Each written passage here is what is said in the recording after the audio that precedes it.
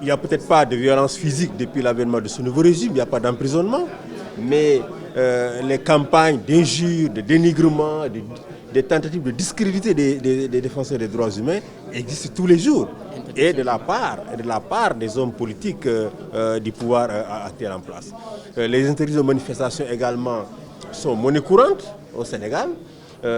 Nous-mêmes, pendant cette année, on a plusieurs manifestations qui ont été interdites. Il y a quelques jours, une conférence de presse des défenseurs des droits humains de Mauritanie au Sénégal a été, sur la pression des autorités, annulée, alors que ces gens étaient venus au Sénégal pour pouvoir s'exprimer librement et pacifiquement sur la situation des droits humains dans leur pays. Oui, donc la situation n'est pas mauvaise, mais il faut qu'on prenne conscience qu'elle n'est pas ce qu'elle devrait être dans un État démocratique. Un État où ce travail est encouragé, où l'État comprend que ce travail vient en appoint au travail, à la tâche qui lui incombe. Parce que c'est la responsabilité de l'État de protéger les droits humains.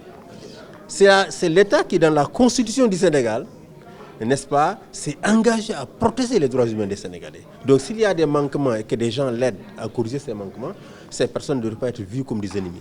Et je ne dis pas qu'au plus haut sommet de l'État, nous sont vus comme des ennemis, mais il y a des gens dans le système qui considèrent que toute critique des enjeux des droits humains est une attaque contre le président, une attaque contre la paire, et cela entraîne des réactions de diffamation, d'injures, qui n'honorent pas le Sénégal, parce que ce sont des actes qui malheureusement, des propos qui sont dans l'espace public.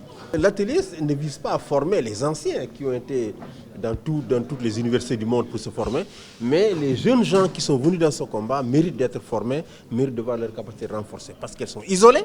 Les gens qui sont à Demer sont isolés, à Niafran sont isolés. Celles qui commettent des erreurs dans leur travail, ils peuvent se retrouver avec des plaintes ou bien des arrestations. Donc,